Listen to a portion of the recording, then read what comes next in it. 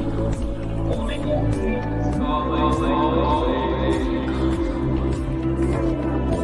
Calling all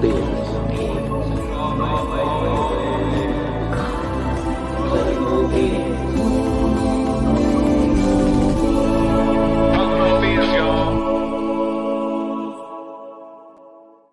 Yes!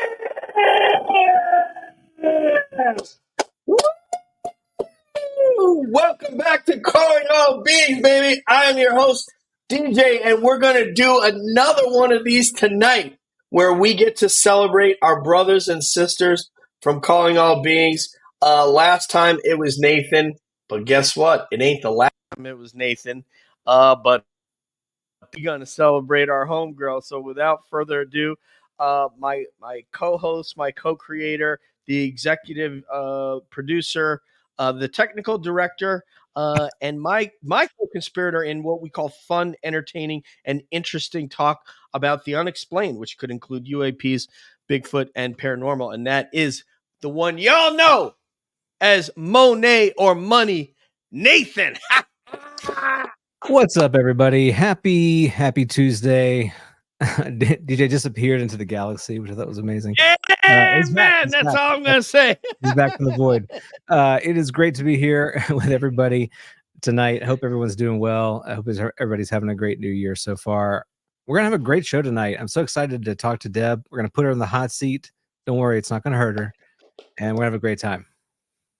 Totally. So, yeah, by the way, Mick, I know you're in the chat. We are going to get your question right after we'll go through Nathan, myself, and then we're going to get you in there. We saw that you're in there, and so you're going to get in the rotation. So Priscilla, the Quantum Witch, is something Nathan knows about, something Deb knows about because they've reared children, but there's some of those things getting the kids calmed down tonight because her husband just went back on deployment after like a holiday break. Corey should be here. I don't know if he's got stage fright. I mean, the guy speaks publicly for a living, so I will check in with him. But yeah, it's awesome, Nathan. For me, this is a real treat because we got to celebrate you last time and just let people fire away and do your thing. Hi, Jules. Hey, well, good evening, Anon. How are you? Happy Deb Day. Hell yeah. And so, yeah, this is a treat for Nathan and I to get to celebrate our colleague who, man, she has just really, really been there for us over these last, 2.5 years. So without any further delay, let us bring on our researcher, our paragon of virtue, a woman, sort of the soul, heart and soul, if you will, of the community, someone who cares so deeply about this topic, and somebody whom we are extremely proud to be aligned with her. So without any further ado, let's bring on our homegirl, a study of UAPs, the hopes of Deb's Data Dojo, an OG from Cab. Put your hands together for Debs! Hi, everybody. Amen. Can I get a... Is it weird if I amen myself? You can amen yourself, I think. Amen. Okay. There we go. Amen. We'll allow it. We're happy to amen you, Debs.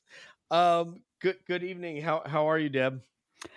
It's been a fascinating day. It's been mixed with UFOs and I guess we could call them squid-like beings and work. And storms. And storms. Oh man, I'll tell you what, all those things. I love squids except when they touch me when I'm in the water, because it has a tendency to make things sort of expand and blow up, and then I need to go to the ER. That happened a couple times last winter. But anyway, Debs, man, there's so much, I thought of you a lot during the interview that Jeremy and George, our friends who we admire from afar, I guess you could say, Jeremy Corbell and George Knapp interviewed Richard Dolan, and it made me think of you. I'm just wondering if you caught that at the outset here, just because there was a lot of raw material in there that made me think of you. Yep, that was what I was listening to on my way to work today. Okay. You couldn't have gotten through it all, did you? Oh no, absolutely did not. I definitely need to go back and finish. I find the travel to work, since it's now longer, is really beneficial for me catching up with all of these things. All these pods, yeah. Yes. It's pretty deep, man. I don't know. Did you hear that, Nathan, by the way? Or I haven't, I've not had a chance to catch. I've seen kind of the clip a little bit, a couple of sound bites from Richard Dolan, but not the whole show. Yeah, it kind of diverges a little bit towards the end into sort of the conspiracies and the one world order and this kind of thing. But man, the guy just, I mean, he knows a lot, man. He really is tuned into a lot of all that conspiracies aside. He's really tuned into and has a lot of information. And what a respected individual in the community who stumbled upon this when he was studying history. But anyway, Deb's, thank you for offering to jump in this tonight. People had asked for it, so we're going to get Nathan, then I'll go, and then we're going to get Mick in there so that he can get his question in. And meanwhile, I will see what happened with Corey. And Nathan, please take it away, sir. All right, here we go. So Deb, I know you're familiar with some of the claims that David Grush has made. And in particular, he's talked about this hyperdimensionality to the phenomena. Some of these objects may be in higher order dimensions and they're sort of projecting down into our dimension, much like a 3D object casts a shadow on a sidewalk. And I'm wondering, since you are kind of a one-dimensional person in the show here, what's the real Deb like in the higher dimension? Have you thought about Ooh. that? And also, the joke aside, I would like you to talk about, what is your perception of the higher dimension aspect of the phenomena and even of yourself? And I think that's a fair question. Okay. There's many dimensions to that question, actually. Ooh. Yes. So Arthur C. Just Clarke on fire actually, already. first of all, Arthur C. Clarke, I believe, was one of the people who tried to explain this to people. He did a video that tried to show people what it'd be like to observe another dimension, which was fascinating. But additionally, I was one of those people who read the book, I think it was called Flatlanders, back when I was a kid. So I think my brain was open to this pretty early on, this idea of there being an additional dimension. And also I play video games, so I understand the difference between three-dimensional and side scrolling, so Awesome. but this new thing that they're throwing in about interdimensionality when it comes to the phenomenon, I'm having a hard time wrapping my mind around it completely. I feel like it's really far away from Occam's razor. Occam's razor, the simplest solution would probably be that there's something on our planet, right? Then we go a little further out, and it's still kind of believable that they could be something from another planet. Adding another dimension is literally going a little far, but I think nowadays we have so much new understanding about theoretical physics because the public can digest it now, that we're more open to these theoretical ideas. So I didn't answer what I was in another dimension, but Well, I I would will like say, you to talk about that. Yeah, I mean, the people talk about the higher self, right? And do you kind yeah. of align with So that concept? yes, so I have had in a meditation an encounter with a being that was a light being. And the being said that they were both myself and my grandmother, which was very strange. Interestingly enough, someone I interviewed had a similar experience. So I thought that was especially strange because theirs was not in a meditation. And I've tried to understand it, but just like when they said they were myself and my grandmother, I didn't fully understand that. I think there's just a lack of our ability to completely wrap our brains around those things, if that makes sense. Like Yeah. How does that make sense? You know? Well, right. We only can operate in sort of the 3 dimensions that we're accustomed to. And so while yes, we can understand there being other dimensions, really truly conceptualizing them is quite difficult. So, but thanks for answering. That was a great answer. Man, Right. I Hi, did that right before Benji. lunch. I Hey, conceptualized. Deb. it. No, I'm just kidding. Hey, guys. What's up, Benji? Welcome. How is it? Good, man. How are you? I'm good. I just I got the invite from DJ. Wanted to say what's up to Deb real quick, but hope everybody's well. Hope everybody had a good New Year's. Thanks, man. Hope you Happy did New too. Year.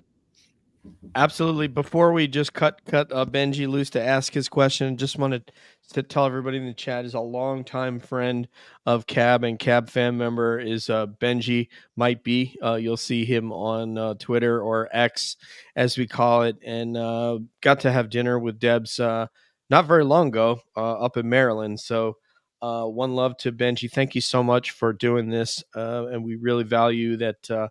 That you've hung with us since basically the beginning of Cab. Please go ahead and ask Debs your question, and because you got to get back to work, and then we'll get Mick in there, please. You say hanging in there with you guys like you're doing terrible work, but it's quite the opposite. So you know. No, I'm He's no, like Tom Cruise on the outside of the airplane. He's just barely.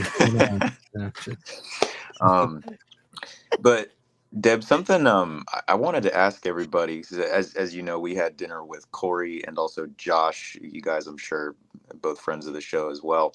And I didn't get to ask this question while we were there, so I'll ask it now. What do you think it will take to have mass disclosure?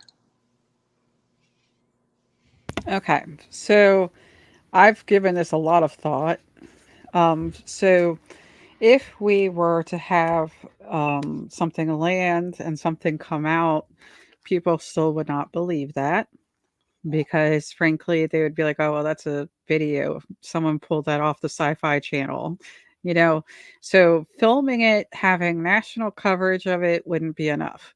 If a president went to a podium and said, this is real, that would not be enough because some people would say, oh, they're off their rocker.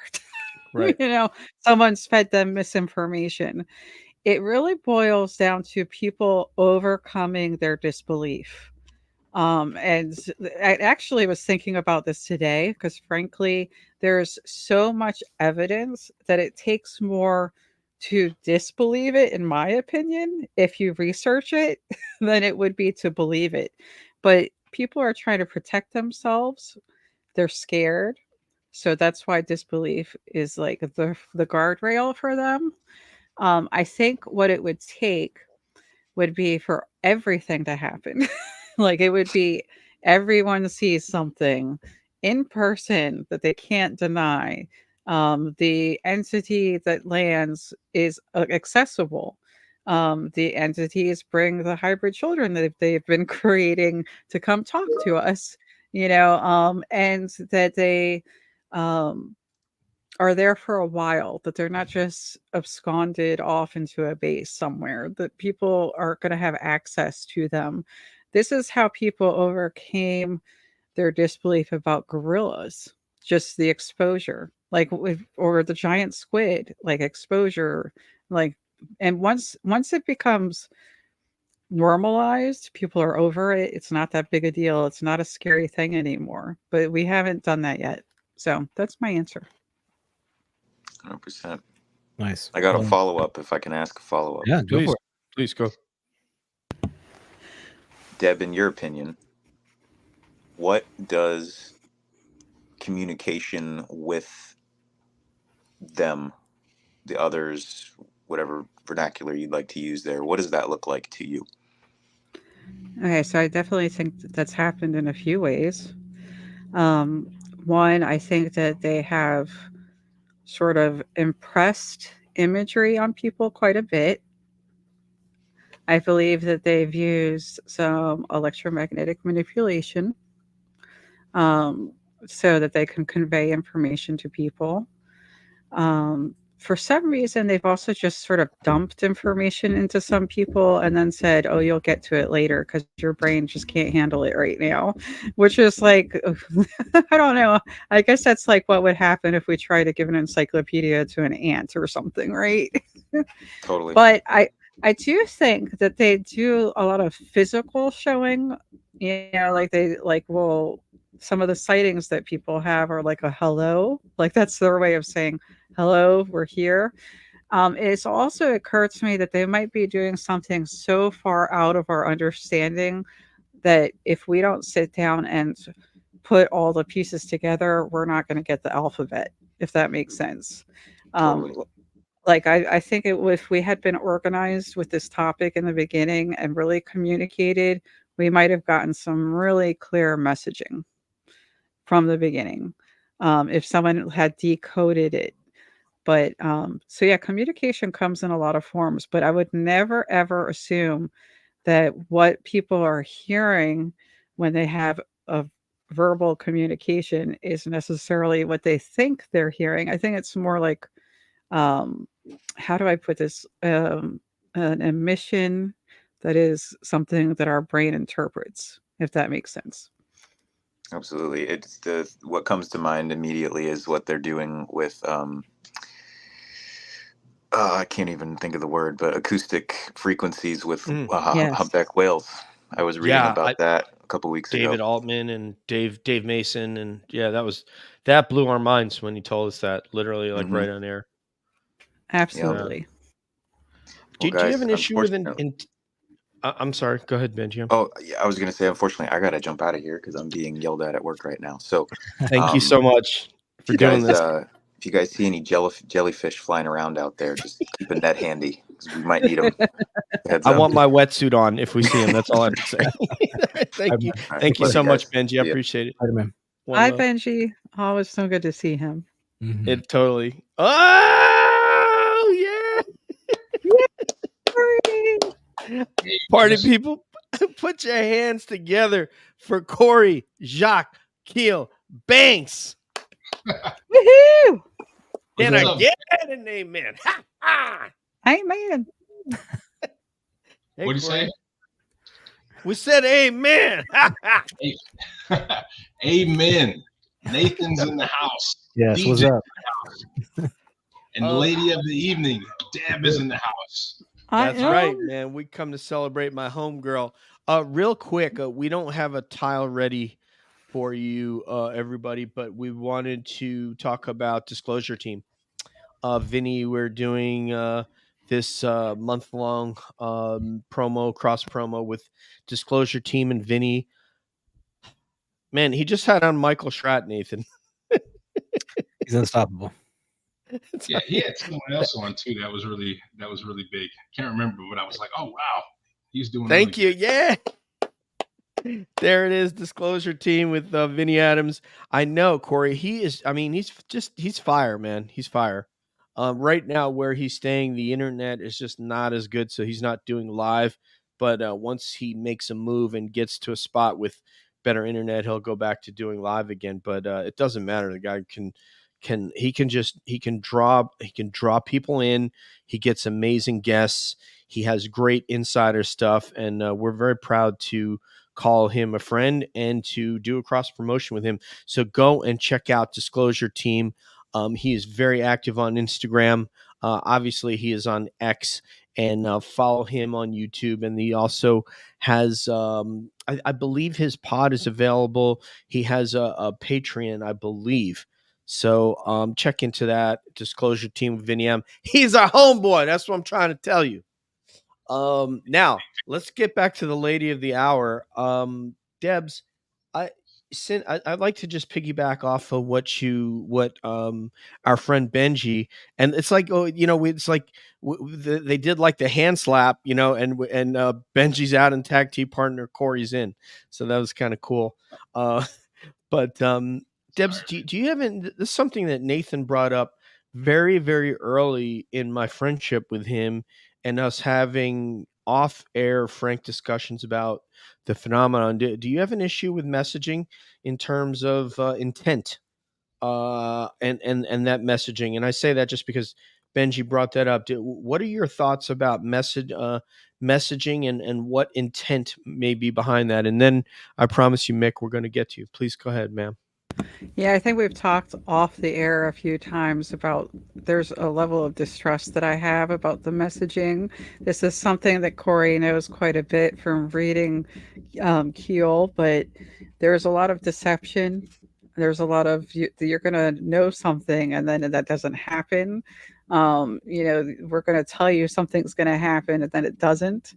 I don't know if it's us misunderstanding a message or maybe they're saying this could happen, but I feel like we need to be careful about these messengers. We have to just continue living our lives no matter what they want to say to us, and be like, hey, you want to, it's like having a prank phone call sometimes. Hey, this is the butcher. You ordered a pound of meat. I'm sorry, that was one of ours. When I Right. was in elementary school. Go ahead. I also question like some of the possible manipulations from a psychology perspective, like using people's loved ones. Like Whitley talked about that in his book. He saw, family members that had passed. And what is that pacifies someone, right? So and then also this message of you're special, you're part of our family. You have to be careful about all that. I think, until we have them sitting in front of us and we're having a lengthy conversation, I'm not going to be comforted by these quick little messages that get impressed on us. If we could take that same question through Nathan and then Corey. Nathan, intent, and has your position evolved or changed, or is it the same in terms of messaging from some of these intelligences? And then Corey after that. Yeah, I mean, that's a super tough question, very challenging, very complex. I was thinking, Deb, as you were talking there about like bird calls. We might go out into nature, we might do a bird call to get the bird to show itself just so we can kind of interact with it. And there's nothing malicious about it. We just, want the bird to appear so we can have an interaction. And it made me think about what you were saying in terms of using images of loved ones or whatever. It's kind of a stilted way of conversing with us, not using our own language. Maybe there's a translation problem. Maybe there's just an attempt being made to connect with us on a certain level, but in a more complicated way, since we're bringing in emotions, we're bringing in history with those images. There are all sorts of things bound up in those kinds of projections when it comes to the human mind. But I also think in terms of, DJ, when you and I were talking about early on about this, there's this issue of kind of parity. Do we have any kind of, I don't know if it's intellectual the right word, but is there a parity between us and them? Right. And if there's not, then it's essentially like if I were to sit down and play a game of chess with not just the best chess player on earth or the best AI chess player on earth, but the best, even above that, like there's not really, Right. I'm not really even having, it's not a fair game by any sense of the word. So whatever move they make, whatever thing that they're doing, I'm going to interpret it in a certain way, but they have a much more complex or complete view of that game and interaction than I do. So I'm basically at their mercy to a certain degree. So you can take that kind of adversarial perspective, which really pits me against them, using that kind of game analogy. But if you take a sort of more macroscopic perspective, that maybe we're all a part of the same thing, that they are a part of us and we are a part of them, then it's a little bit less daunting. Sort of they're on another sort of path, or just a different iteration of what we are. And it's like, can you hurt yourself? I mean, yes, you can, but you feel the consequences of doing so. Just like if they were to hurt us, there may be consequences that they feel in doing that. So it again, incredibly complex. I don't pretend to have a total answer on this, but it is something we need to be thinking about, particularly if they become more open in their relating with us. How do we trust them? How do we have a kind of, what are the hallmarks of human relationship that we're going to be looking for and developing those things with whatever these others happen to be? I think that'll be a tremendous challenge. I think it's encapsulated in that experience by Terry Lovelace when he said, "This being looked me in the eye, and instantly I knew that it knew everything about me, everything that's ever happened, everything that will happen, my hopes, my dreams, my fears, my strengths, and my weaknesses." Mm-hmm. Right? Yeah, I complete think that's transparency, basically. Yeah. right. Corey, what's your feeling about messaging and what trust? What's your thoughts on this? Yeah, that's a really good question. As I was listening to Nathan, I was thinking about the film Contact. Hmm. Carl Sagan's film, was it 1998? And there's a scene where she meets what initially seems to be her father, and you realize that it's just beings who used imagery that was in her head as kind of a positive segue to communicate with her. And Wow. when she confronted him about that, he didn't deny it. That he thought that this would be easy for her.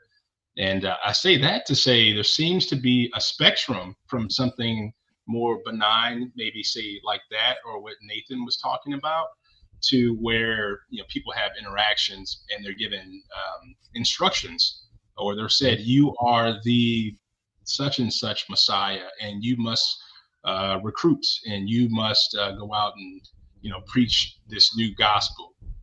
And so, you look at the history of cults, a lot of the leaders of cults do claim to have had some kind of a supernatural event, uh, you know, something more powerful, some kind of a being gave them a message.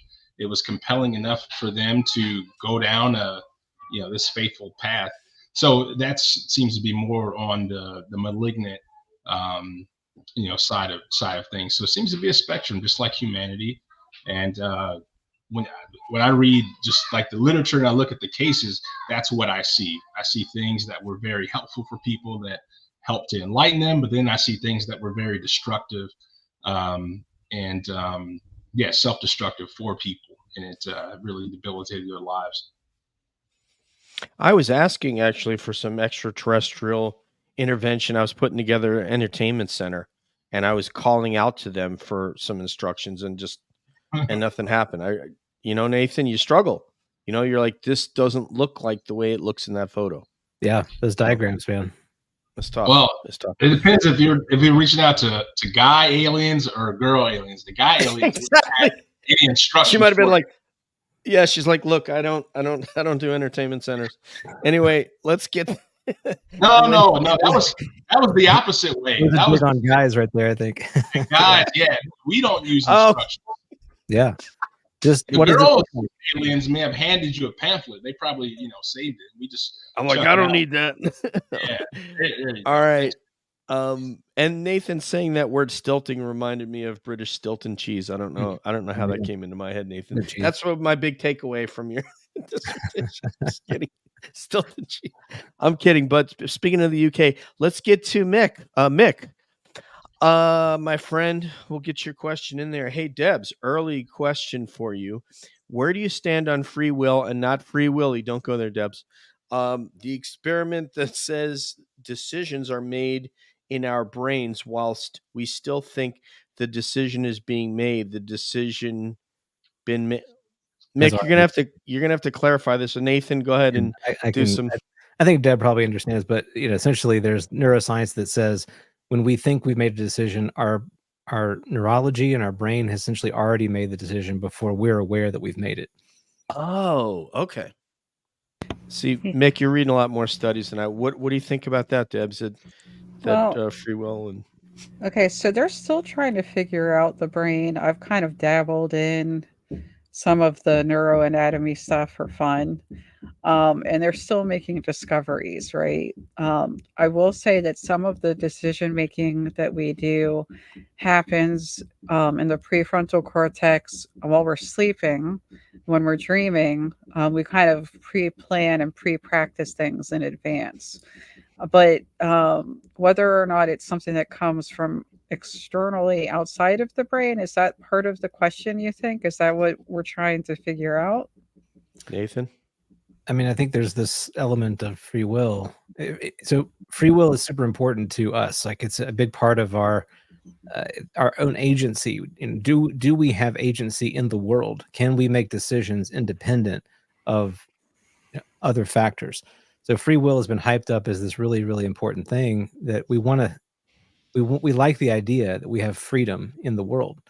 And I think what Nick is getting at there is that if these entities can interact with us at that layer of our physiology that is below our conscious awareness, like, do we even have freedom at all? Like, essentially, they're kind of manipulating us, or could be manipulating us at the level that we have no control, but we think we're making the decision. Well, I think that humans have demonstrated a ton of free will, frankly, in history. I was thinking about this. A lot of people talk about the United States and say that it's divisive. I heard Ross Coulthart talk about that recently, but I was thinking, instead of thinking of it that way, we're rebellious. The United States is rebellious. It's been rebelling against everything since it existed. Like, that's how it came to exist. So not only does the United States represent free will against their their tyrant king, right?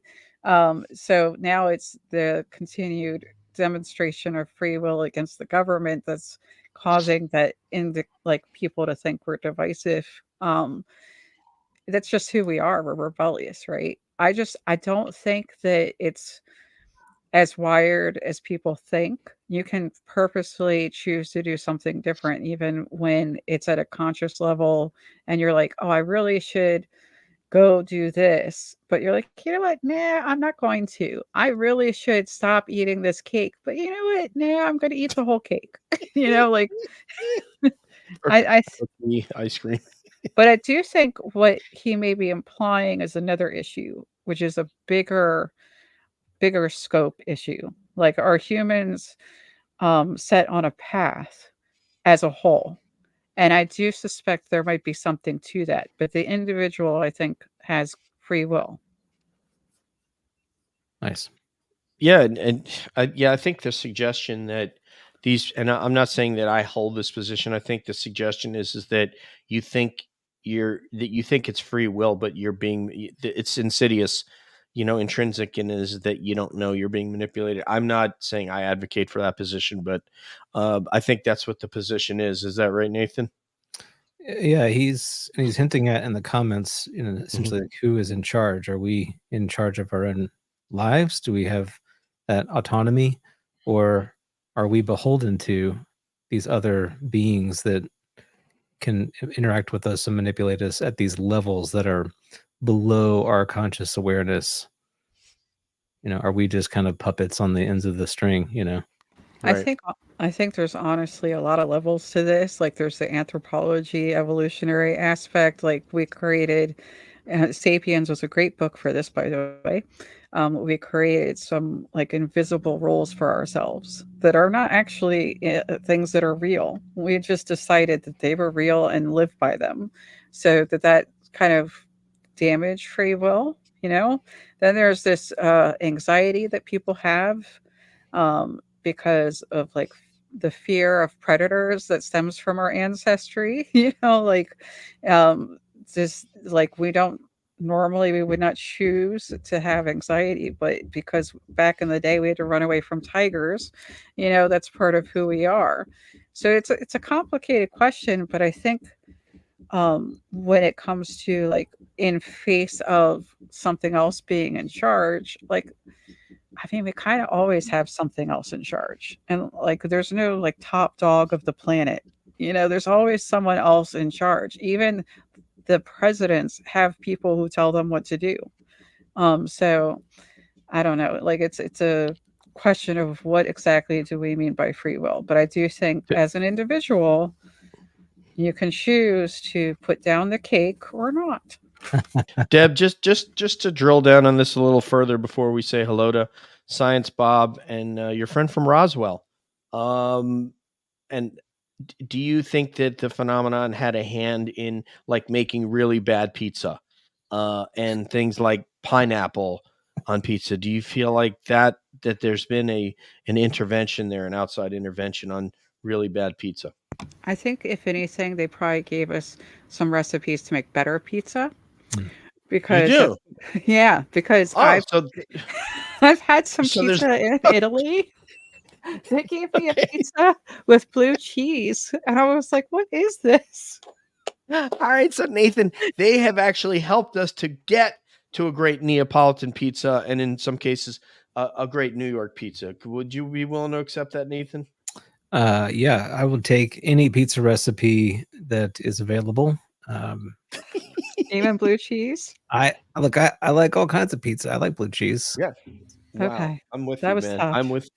I am for both of that, man. We'll need to have a cab pizza next time we get together that has some sprinkling of blue cheese with the little, the little veins of blue. Anyway, Science Bob, hello, and thank you so much. It's been so long, it seems like, since we had you and Lala in here.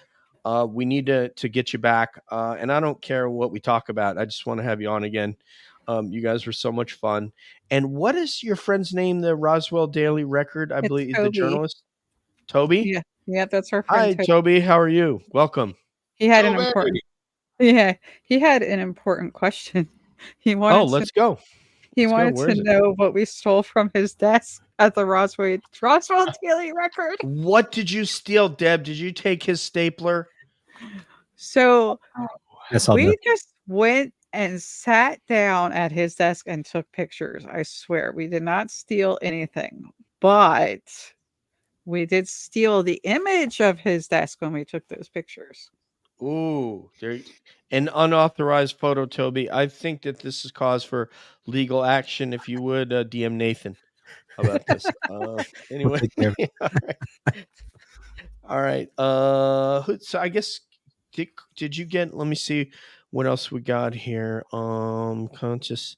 I've had some good ones already. Micklin says Danny Sheehan thinks it's ETs and they're here for good. Are they? Well, we kind of just talked about that. But if you think there's something else in that, Deb, then please fire away, and then Nathan and Corey take a shot at that as well. I think I know where Nathan is on that. Right. So the issue of us being a commodity, which is interesting, is I've spoken to someone. His name is Earl Gray, and he works. No, that's He really likes his tea. name. That's his name. And he spoke about what experiencers have been reporting, and there has been a reduced amount of like the harvesting that has happened in the past. So you know, do they need us for that anymore? I don't really think so. I think they're past that. Frankly, I just want to emphasize that as of 13 years ago, human beings could have created another human being, right? And if we have that technology, I think they long since have had that technology. So I don't think they ever really needed us to create biological beings anyway. We're not a commodity that they didn't need us for that. Well, let's talk about that for a second, Debs, because we don't know. Even the great Donald Hoffman. Listen to him speak with Lex Friedman, and that was one that James recommended to me. It's a great interview. We still don't know what consciousness is, and so even though we used us to create another us, so all the theory is that they needed us to create another us because that's just a theory. This is not an assertion. It's just a supposition.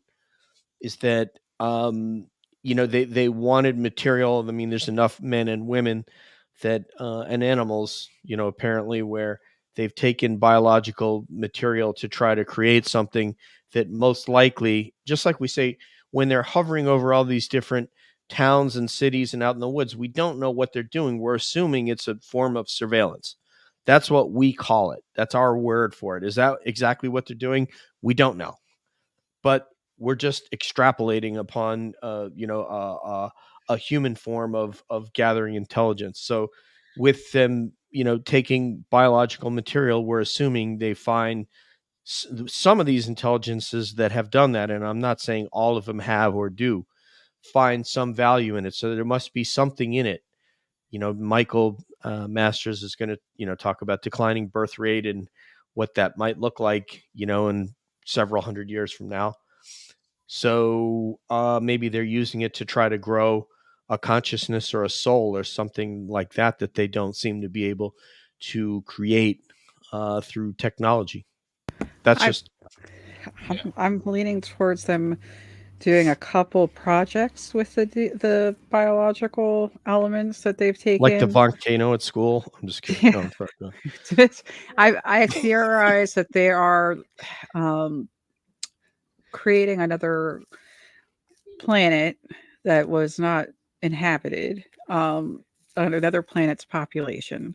And I say that not because I'm just coming up with that off the top of my head, but because of speaking to experiencers, that they've been shown that these other humans are on another planet, like being taken there, and that this planet is getting sick. But the other theory that I have, which I've mentioned a couple times, is that they might be actually trying to create hybrid children in order to have communication with us in a safer way. That's a I'm thought. sorry. I'm sorry, love. I was looking through here to make sure I didn't miss. All right, let's go through it. Nathan, if you would read Science Bob here, just as commentary. Yeah, well, this goes along with what we were just talking about, sort of their intent or benevolence or malignance. The nonstop experiencer stories of rape and fetal extraction and consuming our negative energy doesn't sound at all nice to me, and says they do value us as intelligent consciousness. Thanks, Bob. It's a widely held theory. It's we've all that's kind of what I think. Anani T. Oh, that's right. Anani T. You know what? We still love you even though you like pineapple on pizza. So I don't want you thinking, like and subscribe. No, I'm just kidding. So to address the idea of the consciousness harvesting and the soul harvesting, I literally thought you were going to say to address pizza. no, I have to address it because it's the other side. The one is the Yeah. biological, the other side is the Yep. consciousness, soul. Mhm. People keep discounting accounts where people have said that these beings have a sense of humor, they have attachment to their family members, they have shared about having their own religions, they even they have this non-corporeal, like after one of them has died, allegedly the spirit of the entity is still there and still around. So I'm just saying that indicates they have consciousness to me. Is that Even from a prior iteration though? Is that the result of a prior? yeah, I'm thinking that they have consciousness. I think it's kind of weird of us to say that they don't, frankly, that they would need to harvest ours. They might be interested in us, and I strongly believe that they are in a psychological sense because they've done a lot of like psychological tests on people, but I think they have their own consciousness and their own beliefs and their own loves and their own um life and experiences, all of those things, and we like completely roll that out because it's not human. Oh, I don't. Well, I hope you don't think I'm ruling it out. Oh, no. I'm just trying to extrapolate. When because I'm an analyst. I'm not a UFO researcher. I'm not a Bigfoot researcher. I'm just trying to analyze what I've heard and try to figure out why, what, and through a human lens. Obviously, it's the only lens Yeah, I have. I can't use a phenomenal lens because I'm not one of them. I'm human, right? That's all I can. right. So I just Well, look at things that I've heard and in the amount and the volume of these things and say, okay, well, gee, they must find some value in it. What could that be? So right. anyway, It's let's worth get to saying. Can I just say yes, one yes, more ma'am, thing though, DJ? yes, ma'am. It is worth saying that there is discussion about not just, what we call alien grays, but NHI that has existed for millennia that harvests our feelings, which is different than consciousness, but they're harvesting emotional reactions and responses. So there is something to it still, that's Mm. not biological. I just don't think it's consciousness. Yeah, and we don't know what a feeling is. which is also another interesting paradox there. Would you like to react to pepperoni, pineapple, and jalapeno, Deb? Ugh. That's a tough combination. That's like a party in your mouth right there. Okay. All right. And UFO intros. Hello. I want to say great space you had the other night. I heard you had the young lady on talking about her experiences and just did a fantastic job. So check out UFO intros. I've heard him do a couple spaces now. Excellent job. And I don't know, Nathan, do you or Corey, do you feel like UFOs have manipulated us into bad pizza? If they introduced us to pineapple pizza, I thank them. I think pineapple pizza is phenomenal, man. So shouts Oh, out wow. to UFO or UFO Anon or ET Anon. ET, non-ET, yeah. Yeah, Nathan, yeah. I like Could- pineapple could- pizza as well. I think it's great. So I'm not aware of any aliens interacting with the pizza game, and hopefully they like good pizza, and that's a good bridge that we can kind of have with them to Nathan, communicate. Share a slice, right? There we go. Nathan, Yeah. would you please talk to EXO and find out if we could? I mean, I think this is an issue that's worthy of discussion. With the phenomenon, please. Yeah, I mean, it transcends the chip choice. I think what people want on their pizza. All right, It is please funny. Pizza is message. kind of one of those foods that almost everybody in the world likes. You go to any other country and they've got like a pizza place. So yeah, if you could, as quickly as possible, please get a hold of EXO and see if we can try to get an answer on this with the phenomenon, with the intelligences he speaks with. Here we go. Shock Valet. What do we got here? Pineapple and blue cheese on pizza. I'd try it. This really is I- transcending the potato No. chip thing. Mick is saying pepperoni. Mick, come on, man. Tell these ladies out there that you're a sexy Brit. You got, get some other things on that pizza. I'd like cheese, man. I just like cheese on my pizza. I'm weird that way. Okay, we have a PhD here. He has spoken. Science Bob has spoken. Pineapple and ham, brother. 100%. That's a great one. All right, Bob, we're going to have to try to gather some data here. Well, let's just start with the show. Please raise your hands on the show for pineapple and ham. I mean, yeah, I'm a fan. Okay, I'm that's not two. raising Deb? my hand, sadly. Okay, so we're only tuned. All right, so right now. I mean, as far as in the chat, Deb, we are really. Julie, could you weigh in on this, please? Pineapple and ham. All right, let's see what we got here. Creamy gorgonzola, not the real hard one. Okay, Gorgonzola. let's see. Good Good to see you all. It's good to see you too, Bob. I appreciate you. Yeah. Thank you. We would like to get you back on. All right, Julie is about to speak here on pizza. Are you guys ready? Okay. Yes, Bob. Bell pepper, extra cheese. Okay, Julie, are you like over at Little Caesars being like, yo, give me extra cheese on that thing? All right, let's see. What else we got here? Okay, so I don't think Toby, I don't think he buys whatever Corey and Deb are trying to sell over here. I think Corey should explain, because if you didn't believe me, maybe, I don't know. I'm so honest. I don't know, Corey. You defend me. Oh, Well, I mean, man. there's a possibility that maybe I, took something from his desk and Deb didn't know about it. So, like, could be just something that I've been harboring since we left Roswell. Corey, this is where you cop to that a UFO made you do it, that this was manipulation.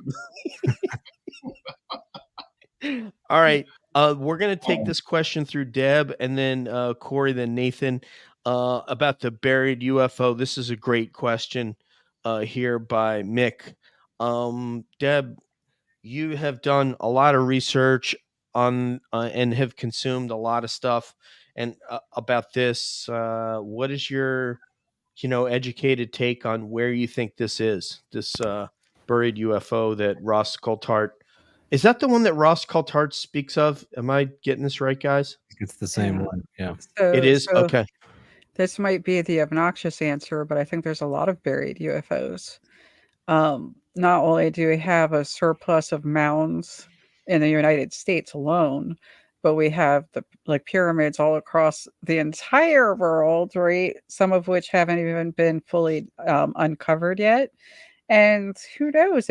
They might be under those, right? That might be like a little marker that says where they are. But I have to say, I didn't watch all of Skinwalker Ranch, all of those episodes, but I really did get the impression pretty quick that they might have had something under the ranch in the ground that was messing with them. So I think they're all over the place. And you know what? I'm just going to point out again, Rick Doty said that he stumbled upon one and had to call Earth Tech about it and Hal. And I don't understand why no one is all over that Hal was involved with the retrieval of a UFO. So Was that a piece or was that a whole craft? That was in South Dakota, right? I don't remember the description, but it was definitely not something that they felt was human technology, Okay. or at least that's not how Rick presented it to us. Yeah, he said it had no rust on it and things like that. And any kind of metal will look weathered, whether it's stainless or not, if it's been in the ground for a long period of time. Corey, what's your thought on that about the Ross Coulthard buried UFO? I don't know. I was surprised to hear that, especially that it was coming from apparently a good source, and I hadn't read a story like that before. I guess it's possible, but I do gather that there's probably a lot of ancient civilizations that whose technology is definitely like beneath below the surface. So I don't doubt it at all. That The last couple days. I'm sorry, sir. Go ahead. No, I mean, who knows? When we started having the ability to detect EM frequencies, and we start finding these spots across the planet that seem to be emanating some EM frequencies, and then we dig deeper and we find a piece of technology, and maybe it's still working, and then we're like, Oh my holy cow, gosh. what do we do now? Did you guys hear that there's a whole nother planet in our planet? I posted about this a while back. They have discovered this giant body within Earth that probably collided with Earth some time ago. And I was like, does that make people rethink what Earth is when you realize an entire other planet probably squished into ours? Well, I mean, J.R. Tolkien wrote about this. It's obviously it's Middle Earth. Yeah. I mean, yeah. Garth. I mean, you saw the Lord of the Rings. I mean, there's no mystery here. Nathan, the more that let me put you up here, or put yourself up there if you would. Not that this just because of Ross Coulthard brought this out, but I've been listening to another show. It's a husband and wife from Australia, and they're really good they're extremely well read about UAP and a lot of the aspects like you would cover on liminal frames, as well as Bigfoot and so forth. And it just occurred to me that would be a great place, because it kind of irritates them, the relationship that they have with the United States in terms of hiding things and the sub, remember the nuclear sub comms were going through there. Is that like a likely location where you think that could be buried somewhere in the Australian outback or something? It's certainly possible. I tend to lean towards Deb's position, though, that there are probably a lot of things under the ground that we just aren't aware of, or archaeological finds that we did obtain when there was a period in our history when the British Empire was rapidly just going around grabbing a bunch of stuff from all these places. So who knows what they've got in their kind of storage bins or whatever. I'm kind of frustrated with Ross for revealing that story, because I'm not sure that it's done much good. It's sort of, it's just one of those things. It generates this buzz, but it's just like a lot of UFO anecdotes. There's no payoff at the end of it. You're kind of just, okay, where might that be? What big structures are out there? Where, and then we're just kind of left guessing about all these different possibilities, to me, it's kind of a distraction in a way. Like, I think it's really cool. And do I think that that's very possible? Absolutely. Sure. But, I personally try to spend a lot of energy on it because it's just not something that, I can really do anything with. Like, the size of it is certainly intriguing. If it's that large, they had to put a building on top of it. That sounds pretty cool. And it does relate to some of the accounts that we've heard in history of people seeing craft the size of football fields or what have you. Those are things that would be pretty ontologically shocking if we saw them in mass in our skies. So, yeah. We should reframe the question too, because really what it was not about a buried UFO. The question was really, what Ross brought up was really about a craft that they discovered that was so big that they had to build a building around it. And somebody asked me this, one of our friends asked me about this and how something like that would go down. And I said immediately they would, if something like that, if they actually found something like that, they would put out a contract immediately to go and get a circus tent type of enclosure, literally any type of the largest fabric that you could, find anywhere, and get that moving over there and cover it. And then the second thing they would do would be to, after you covered it and constructed potentially some sort of a circus tent around it, and then the next thing you would do is you would obviously, they would build some corrugated aluminum type warehouse structure that could look like any warehouse on Earth around the craft. That's what I would assume they would do, is particularly if you have some one of these things and you can't take it apart. It's not like you're going to go, hey, let's go get a cutting torch and see if we can just cut it in half so that we can get it on several flatbeds. That, you guys know what happened with supposedly Bob Lazar's work predecessor there when they tried to cut into one of these charged materials with a torch, a plasma torch. Mm-hmm. So, Yeah. which is a very, very powerful cutting tool. Anyway, does anybody have anything else, or should we go? We have something here, Corey? from a non-ET. Of course, was going to say something. It sounded like he wanted to make. Yes, sir. No, keep moving. Okay. All right. Mill Labs, Debs. Oak Ridge has gotten some traction lately, and Dugway and Sandia Labs and Air Force Research Labs, etc. It's funny because we were just also talking about this because DJ and I have conversations off the air about all kinds of things. There are numerous accounts of soldiers being involved with the phenomenon. There are some claims that soldiers are involved with the abductions. There are claims that entities may be wearing clothing, look like soldiers. There's all kinds of things that relate to this. But the thing that stands out for me the most is the story of the line of soldiers that seem to be hypnotized. So my question is it really the American government coming out and abducting people, or are there humans that are being manipulated to do the abductions? Like, that's a question that I'm always going to have. So I cannot say for sure what I think about that. I also think if you have the ability to have someone perceive something, that could be one of the things that you throw in there so they're not freaking out about what you actually look like. So I don't know what I think about my labs other than it's still an open question for me. And guys, I just want to say we're almost out of time. We got to get Nathan out of here at 9:00. He's got more work to do. So did you guys have anything on Mill Labs, or should we just keep pressing? We got another couple of questions in the chat. Well, yeah, I'm good on that, but I did want to get one question in before I take off, if I could. Please. Because I know this is really important to Deb and really want to get her thoughts about it. So, Deb, you've spent more time than I think most of the people I know in this community talking with experiencers and experiencers from all different, backgrounds and types of experience.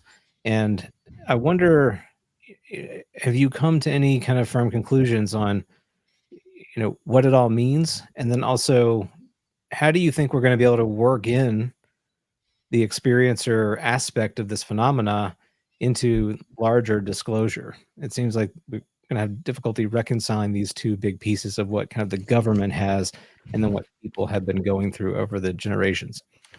Okay, there's two parts to that. Okay, what it means. So I said that there's been some suggestions provided by NHI to experiencers about why they're being involved occasionally, right? Sometimes it seems like the NHI is just like hovering and saying, hey, what's up? How are you?" That's actually an experience I've had. And I know Max talked about having a similar experience. Initially, it was like, "Hey, what's up? I'm this shiny, beautiful thing that you're going to look at." Um, Sometimes the experience in terms of sighting has been an intimidation, believe it or not. Like, people don't talk about that enough, but sometimes people have felt fear. Sometimes I think it's almost like a message when it's a sighting, right? But in terms of people who have encounters with entities, I think of Artie Six Killer Clark's books, and she talks about there's lots and lots of different entities, and they have a lot of different agendas. And the truth is, they could all be from one other planet. Like, people don't think about that because we're so used to just being Homo sapiens, right? But all of them could be from another planet. And two different grays may have two different agendas. Like, people forget that too. Two different humans certainly do, right? So they're doing a lot of different things. Some of them are doing psychological experiments on people. Some of them were doing the biological retrieval of material. Some of them were like, "Oops, I didn't mean to run into you. You're not supposed to be seeing me right now." Right? I haven't had two experiencers tell me exactly the same experience yet. So Uh-huh. if I had to come to a conclusion about that, that means it's more about the individual experiencer than the experiences. I think each Ooh. experiencer has something very different happen to them, and that's partly how we perceive things. That's partly of how open that person is. That's partly that person's background, and then maybe something underlying that we don't even understand, like the caudate putamen. So I'm really proud of you for pronouncing that. I remember when we had a difficult yes. time getting that out. So you've come a long way, Deb. Congratulations. Thank you very much. Yeah, and That thanks was for a the great answer. answer. That was a great answer. About the All second part of right. the question, though, just because I did have it was two parts there, so I hate to push you on it, but Yeah, I know. I got to get to the second part. So the second part is I've noticed that the recent Tubi documentary that some of our friends are in, there was like a preview on Weaponized where they mention abductions. And I'm like, well, thank God, because we keep acting like that's not a part of it. It is a part of it.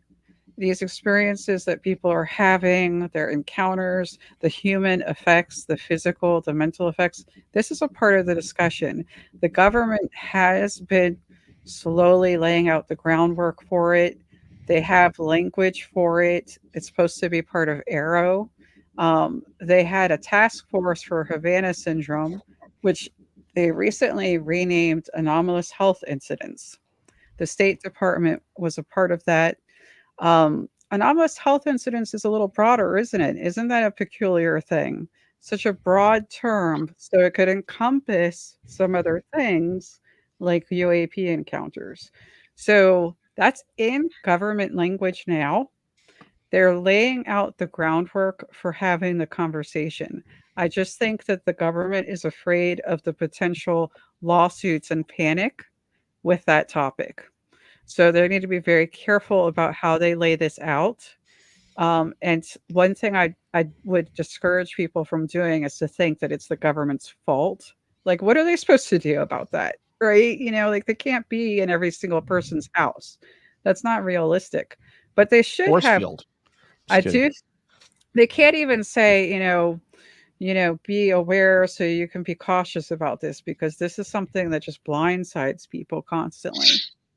Like, they could be driving and it could happen, like, how are they going to stop it? But, it'd be good for us to be prepared to treat it which is what I think the groundwork is for at this point. Mm-hmm. Hey, Deb, Mm-hmm. you remember when I think it was Senator Kennedy, like the current Senator Kennedy, I think he was leaving a UAP briefing, and he said something to the effect like lock your doors tonight or something. That's not going to work. Yeah, I thought that was just weird, and it just made me question what did he, what kind of briefing did he have, and why would he kind of say something vague and ominous like that? But That's weird. I feel like if you don't have that little chain, if you have that chain, they can't get in your house and abduct you. You have, once you have that, I think they can't get in. What's I really thought it bad was is the rabbit's foot that I have next to my bed. right. That's it right there. But you know what? They people invite this sometimes and then they regret it afterwards. Like there's people who like us, we look into the phenomenon, right? So would it really surprise any of us if it comes to us because we're so intrigued and we're around people who it comes to? Like, should it? Like, if you invite it in that way, it's kind of on you at that point, right? But what are you going to do? They go through walls, they go through windows, they go however they want. They can bring you outside. There are people who just walk themselves outside. Mm-hmm. Yeah. Yep. They can take total control of you. Yeah. Right. I've had people ask me, is there something you can do to stop it from happening? And I think honestly, it's a matter of having them recognize you as a strong individual. And some people have used like prayer to do that. Some people have focused intent to like say, I'm not something that's going to hurt you. And some people have just sort of set a boundary that for some reason it's understood that that's not going to be crossed. And I don't know why that works, but those are like, it's almost all psychological. Yeah. I've used a different method. And I've done this for years. I'll order, and I do it like on a night when I feel like I'm vulnerable. I'll order like a Domino's with a Brooklyn crust and the, and the pineapple, and I'll just put those slices around the bed, and they won't come near me. Actually, in ancient traditions, they use salt, and iron, right? Maybe that's what that pink Himalayan salt, Nathan, that costs some damn much at Whole Foods. Yeah, sprinkle that. All right, we got to get Nathan out of here. We promised we'd get him out of here.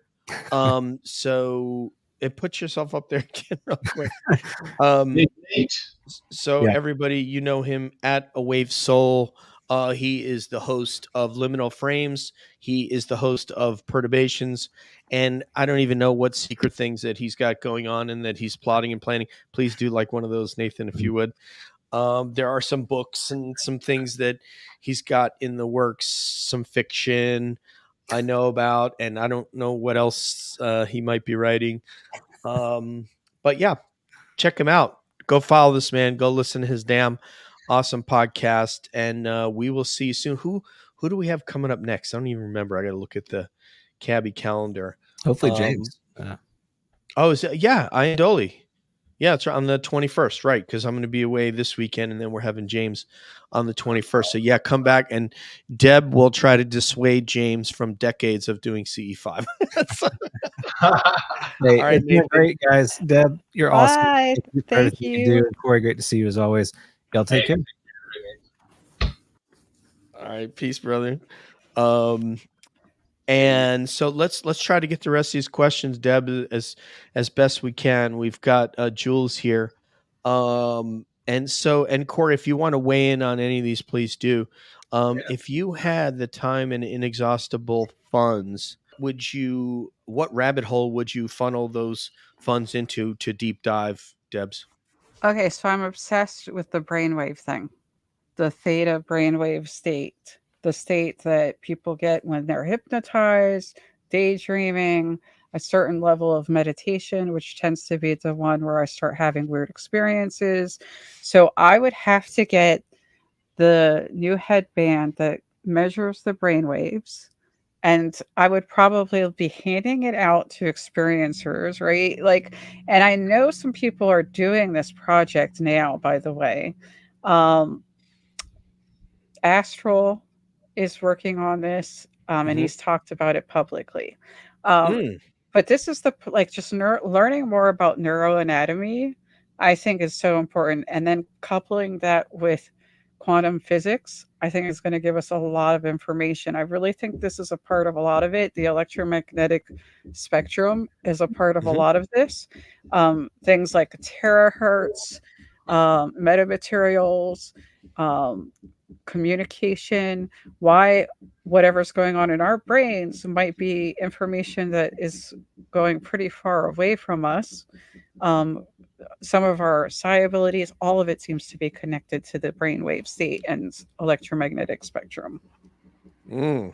Man, you'd have a good time with Darren and Nathan talking about did the brain make consciousness or did consciousness make the brain? Corey, do you have anything that you would want to deep dive your money into, sir? Yeah, I'm glad she probably a similar endeavor. I was thinking about a lot of the work done by Dr. Dean Radin, just looking at the exact same things. Trying to quantify ESP abilities, and this kind of leans into a question about free will earlier. In one of his studies, Dr. Dean Radin found that when we make a decision in the brain, that there's a 3-second delay that they can verify is there before we're conscious of the decision. So so there does seem to be some proof that free will, maybe we have the wrong definition of what we think it is, but maybe it emanates from somewhere else. But I would put my money into validating these ESP abilities that people seem to have. Like I know some people that I've met through ufology that are incredibly psychic. Like they're just really in tune with something, and I'd be curious to see how do we amplify that if people want to. If there is indeed that we all have this baseline capability of some ESP. So there you go, Debs. They both want to study ESPN there, Jules. Anyway, so Science Bob says that and as for me, I hadn't pondered that question, but this is really about Deb. So seen claims that the UFO is buried under the US Embassy in Baghdad, which we all know that Baghdad represents the creator of civilization. So that's really interesting. I wouldn't be surprised. That would be, Bob, I've never thought of that. That would be an amazing place to do, like, send Carl Vibe over there, Carl the Crusher. I would, wow. I never thought of that all the time I spent over there. It's That would be. In fact, today I yanked out my Iraqi resident card that I had to get when I was working over there. But anyway, that would be an amazing place to do UFO research because it seems like a very likely place that there would be something under the ground. Here we go. UFO. I'm sorry. Yes, please get Debs. I would like to find out what people are walking around in Mecca because they won't let scientists near it. And some people think it is a meteorite. But I would like to go get a closer look there. But it's a spiritual place, so you have to respect that. But I'm just saying there are things that we don't fully understand about our planet, and it's weird how we have amnesia about it, and things and objects that we have on display, and we don't understand them either, like Stonehenge. So, yeah. That's a fascinating thing. Although I recommend we don't send you to the Hajj just because you're a girl. Okay. I'll take it. But yeah, that's fascinating. I never thought of that, but that's another great place to look, Deb. So you and Science Bob are bringing it tonight. So UFO intros. I'd like to hear both Deb and Jacques Hill's recommendations on which valet book they'd suggest for normies. I need to give some of my uninitiated friends a compelling book on the phenomenon. Okay. Do you want me to go first on this one? Yeah, oh, you're Debs. You get to go first on everyone. Okay. Okay, so I definitely say passport to Magonia, I believe is how it's pronounced, because that really opens the door for looking at history and human history and how it interacts with the phenomenon. But I think the fact that he has basically published all of his journals is really noteworthy because I have two of them. I haven't read them yet because I'm almost like saving them because he's just giving out so much information about what was like he's at the center of a lot of things along with Hal Puthoff, right? So those journals are pretty much key to finding out a whole bunch of stuff. Okay, Keel. He is the. I'm going to say he's the grandfather, in my mind, of UFO research, and I'm going to be on a Bigfoot show on the 17th as a guest, and I will invoke Jacques Vallée's name. Anyway, go ahead, please, Corey. Yeah, I think Passport to Magonia is is a really good one from if you're trying to understand how the phenomena parallels with our mythology and the different fairy lores that we've had over time. But I would say also Invisible College, I think was published in 1975, and it really it takes a very skeptical look at the UFO phenomena as well as ufology, and it also has like a sociological look. It looks at the UFO community as a demographic, and what is it they think, and how do they think, and where do they come up with these ideas, and how does these ideas spread from one part of ufology to another. And but it's I would tell people like to start there, just because he's very fair and reasonable, and he's not jumping to any conclusions. So I think it's it's a good bread and butter for a valet. And but we're gonna get to you, Leone D'Antonio. How you doing, Paisan?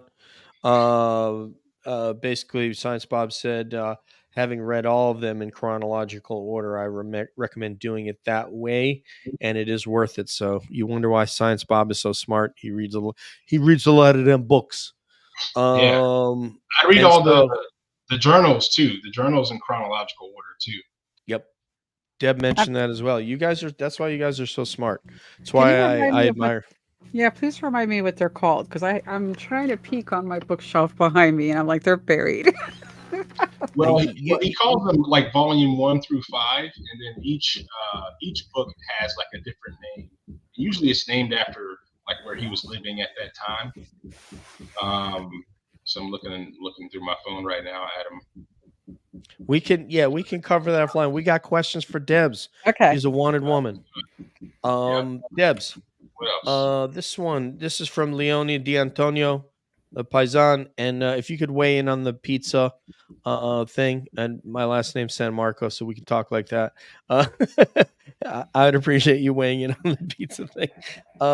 Deb, with more and more videos being leaked and the likes of David Grush giving more details, do you think we're going to get chaotic disclosure? And I wish put that in quotes, I guess, since that's the operative phrase being thrown around lately. Do you think we're going to get chaotic disclosure fairly soon, Debs? So what I think is going to happen is not going to be chaotic at all. We're just going to keep normalizing this topic ultimately. So the next phase, it appears that several scientists in the UK have alluded to the fact that they're going to confirm that there are, in fact, living beings on another planet. Like, so recent, like there's like someone who pulled all these different scientists talking about it together for an article and wrote about it. So it's going to be things like that are just going to be dropped. I think it's going to continue to be this drip drop method, but it's going to be a rapid one. Initially, when I came into this topic, things were dropping every 2 weeks.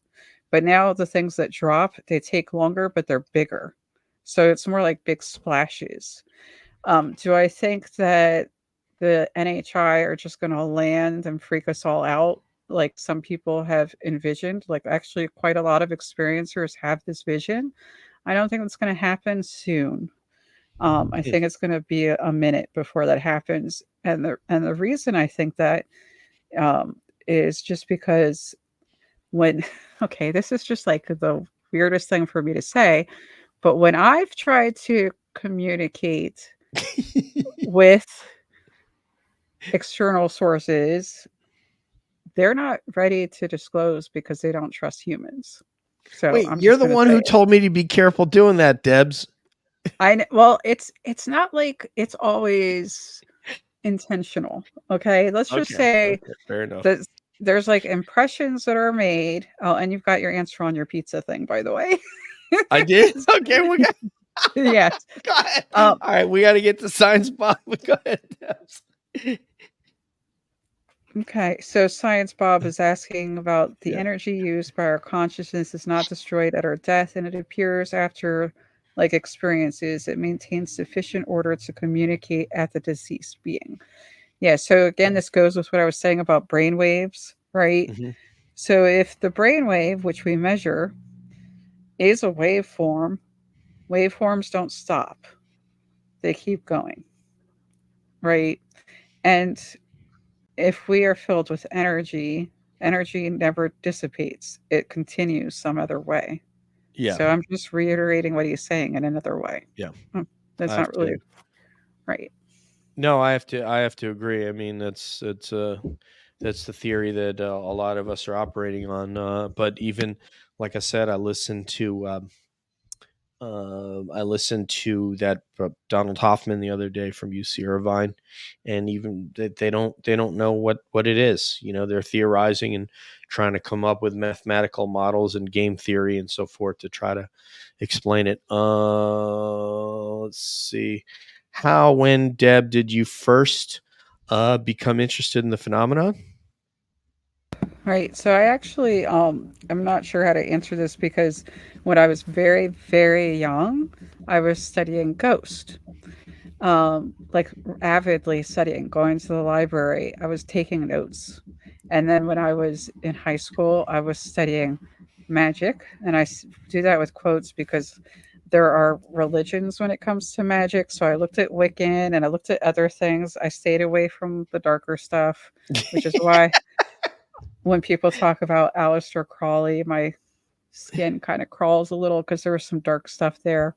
Right. Um, and then when I was in college, I was studying comparative religion for fun. Like I was just like picking up the Quran or trying to read some Torah, like just trying to understand all of those things. So if you are me, you think the phenomenon's related to all of that. And in terms of like UAPs, I saw a UAP. I guess now it was like 7 years ago. It was a minute ago, and to me, it Mm-hmm. was just not a big deal. And then like 2.5 years ago, out of the blue, it was like I have to help with disclosure. Mm. It was abrupt, and I just started studying everything and sharing everything. I summarized everything for other people, and it was just out of the blue because like my life had nothing to do with it, and here I am now. It is a calling of Mm-hmm. sorts. Mm-hmm. Exactly.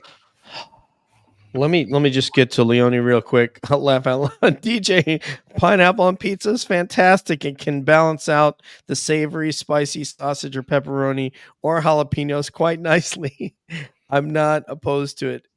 Hey, hot honey on pizza is the thing now. Wow. Yeah, wow. Kind of like Corey, if you've been out to Albuquerque, the sopapillas, the little sort of Indian bread, and they'll dip it. It's kind of a Mexican Native American thing, I believe, and they'll dip it in that honey. Mm. And it's a beautiful thing. Mm. Yeah, if those of you go to the Frontier restaurant in Albuquerque, you'll be able to get that with your meal. So, yeah. I'll tell you what, Debs, you just tons of consciousness pervades all. Yeah, I hear you. I hear you. Thank you for coming in, everybody. We got Paul Shields in here. It looks like it says cable, which I've canceled cable, but not you. So anyway, I just have Hulu Live. UFO intros. No problem with the plug. I really enjoyed your stuff, and you seem like such a nice person.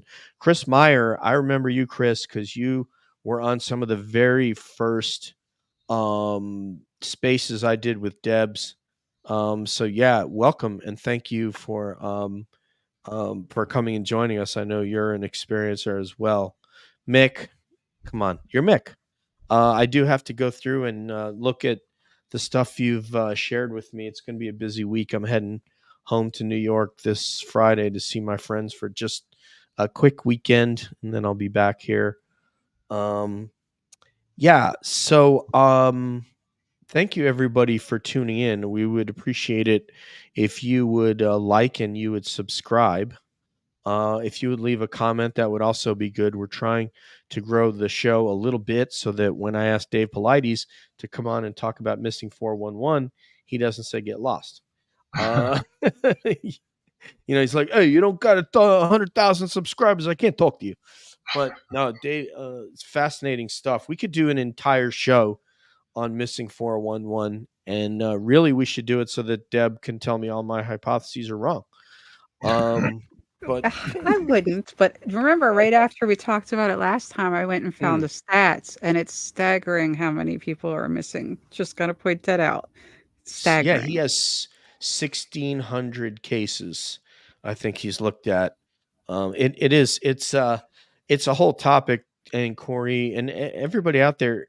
I'm sure Jules is familiar with it, but if you haven't taken a look at missing 411, the hunted missing 411, the UFO connection, and as a guy that does a UFO show, it's going to sound ridiculous if I say that there are a certain number of these sightings whereby people are hiking and they have a friend, a loved one, a colleague, a child that they've just spoken with, and they turn around and that person's gone.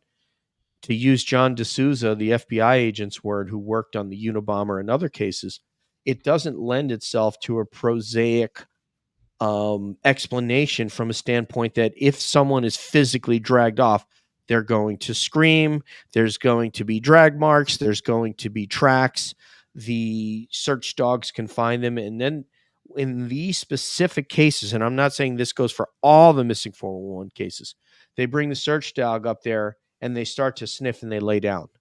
And it's very strange behavior. And it's those that I'm thinking something that a word I don't use a lot, but I'm starting to think portal and things like that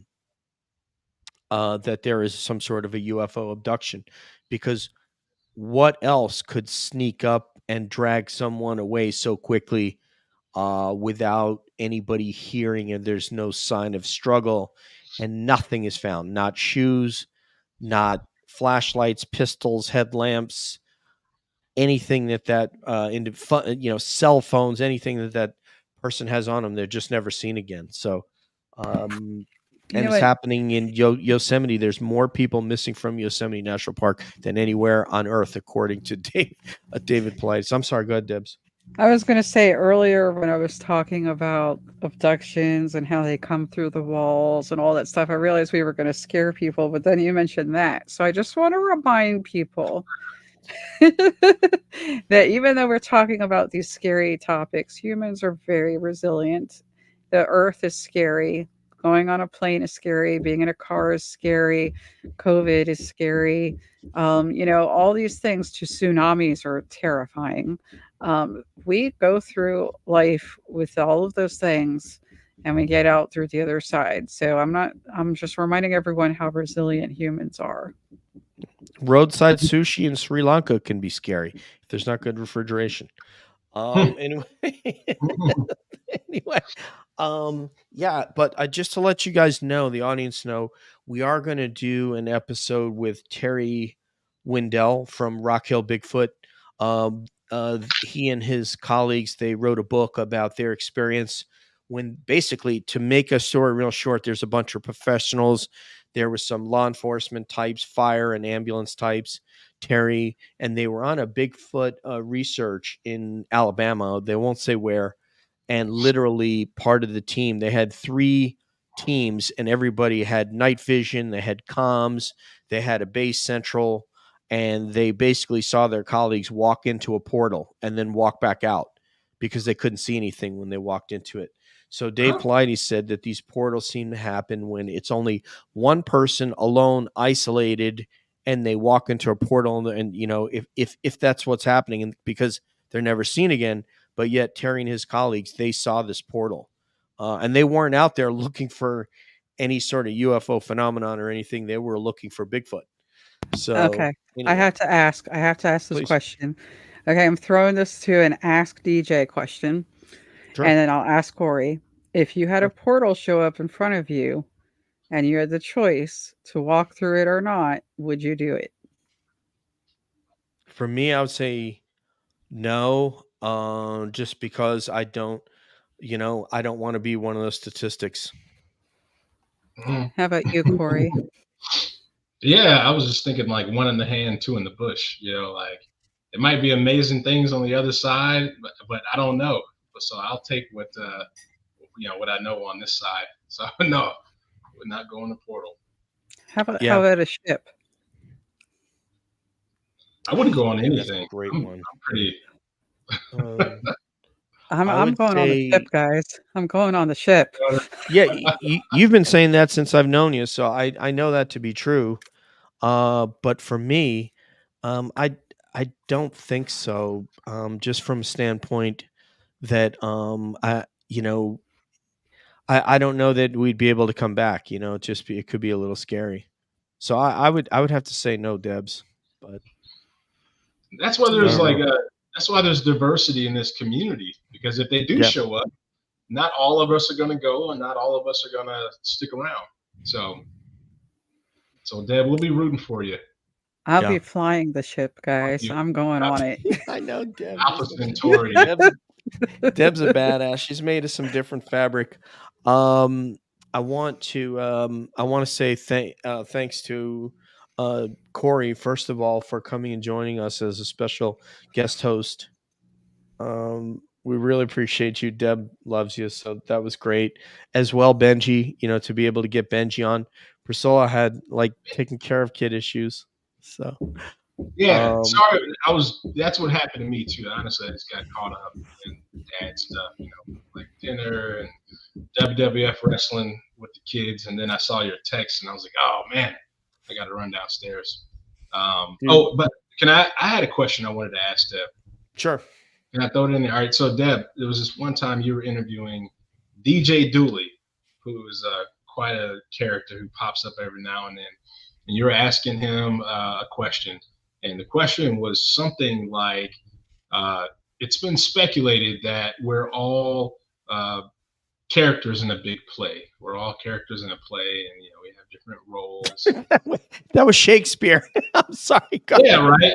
Well, even like Diane Pasulka, she talks about muses, like the Greek muses. How those, even if people talk about simulation. But all right, let's just say, Deb, if that is the case, and you're a character in this disclosure, what do you see your role as? And you can, however you like to articulate it, your role or your purpose, any of that. Yeah, and it's funny because a lot of people who brush up against the phenomenon have one, right? And I feel like mine is simply to help humanity deal, essentially. Like that, I'm boiling it down to help humanity deal. And it goes both ways, though. It's like I get the sense that I also want to help NHI come peacefully without violence. And I don't know how that's going to happen yet, but I will tell you that if someone calls me and says that there is an entity at a base that wants to talk to me, I'm heading over to the base. Deb, who's going to make Hamburger Helper if you do that? I'll drive you.